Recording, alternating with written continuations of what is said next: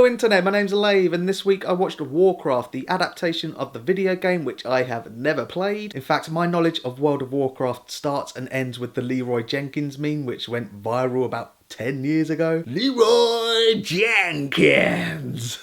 So yeah, not being a fan of the game, I really didn't have any expectations for this film whatsoever. In fact, the only reason why I was interested in this film is because of the director Duncan Jones, who I hear is a big fan of the game. I'm a big fan of his other work, the sci-fi indie Moon and the underrated sci-fi film Source Code. So I was really keen to find out what he could do on a much bigger scale, and this film is pretty big. So what's Warcraft all about? So essentially it follows an orc character called Durotan. He's a leader of a clan of orcs, and these clans all follow their ultimate leader Gul'dan. Gul'dan is like a wizard equivalent of an orc, and he's just altogether a bastard. So their world is dying, and Gul'dan opens a portal into Azeroth, the human world, with the intention of sending all of his orcs in to colonize. And the film, to be fair, has a solid opening. We then cut to Azeroth and you meet Lothar, played by Travis Fimmel of Vikings fame, I believe. Dunno, never seen it. He's the commander of the human army, who's also the brother of the Queen, played by Ruth Neggar. She's married to the King, played by Dominic Cooper. So Lothar runs into Khadgar, played by Ben Schnetzer. He's a young wizard.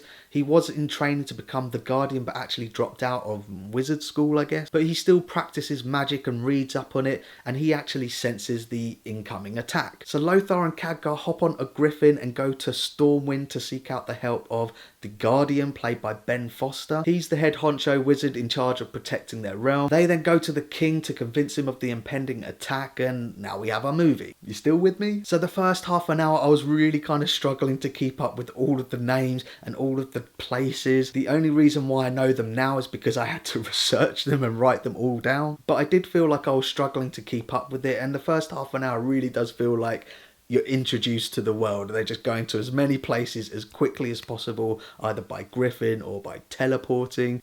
It was a bit overwhelming, but I think I did keep up with it. So for me, Duncan Jones's biggest challenge in this film was making me care about any of these characters. And I have to say, I did actually get emotionally attached to Durotan. So Durotan does have the same motivations as Gul'dan in that they want to protect their species, but he recognises that Gul'dan's magic is actually what's killing the world, so he decides to try and form an alliance with the humans. But I have to say, it doesn't really deliver on that. I think there is a really cool scene where they meet with the King and they have their conversation, but really the emotional weight of this film is Durotan's family. So he is married to another orc called Draka, played by Anne Galvin, and they have a little cute baby orc, and it's really about family and the effects that war has on family. And there is a parallel of sorts with him and Lothar, who also has a son. I didn't really buy that relationship, partly because it looks like there's about 5 years between them. Plus, Lothar gets sidetracked with a kind of subplot with Khadgar in that they're an odd couple. And they also tease at a love interest between him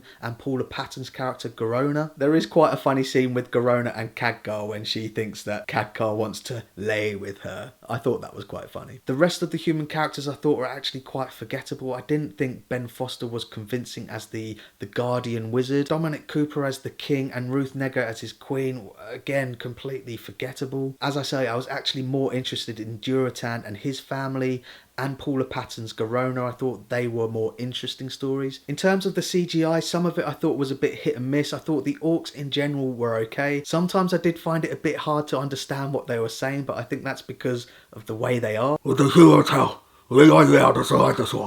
That's right.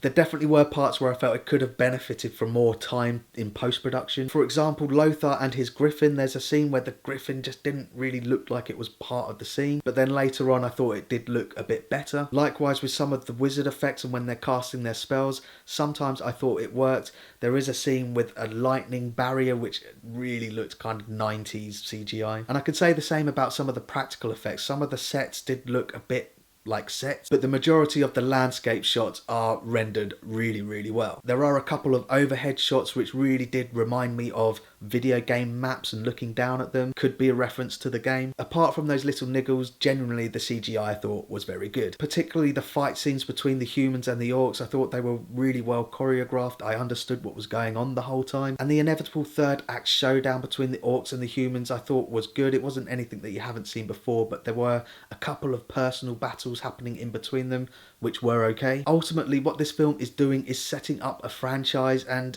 when it boils down to it, you're either on board with that or you're not. I think it left it on quite a good note, and I am interested in seeing where it goes. Whether it gets the opportunity to do that, I don't know. I'd be interested to see the next installment, Warcraft the Middle. So that's my thoughts on Warcraft the Beginning, and pause the video now if you want to take a closer look at my enjoyment tracker. Even though I haven't played the game, so I couldn't tell you if it's a faithful adaptation of that, but I can quite safely say that this is the best video game adaptation movie I've seen. That isn't really saying much considering every video game adaptation is shit. I think the real question here is it a good sci-fi fantasy film? I would say it's mediocre. I would say it's a solid start to what could potentially be a good franchise. If you compare it to something like Planet of the Apes, which explores similar themes and interestingly also starred Toby Kebbell, no, it doesn't really come anywhere near that. After I saw Warcraft, I couldn't help but remember what Danny Boyle said in the commentary to his film Sunshine. In that commentary, he says that you're inevitably following the fingerprints of all of the people that have gone before you. Now, in that commentary, he's obviously talking about 2001: A Space Odyssey and Aliens, and I think this applies here when you compare it to something like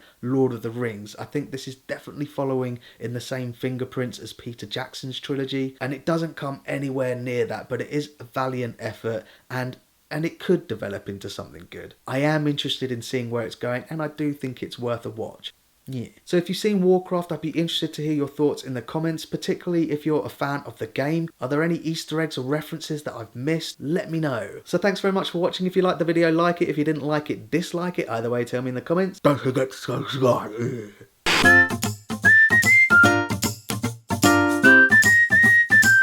Subscribe.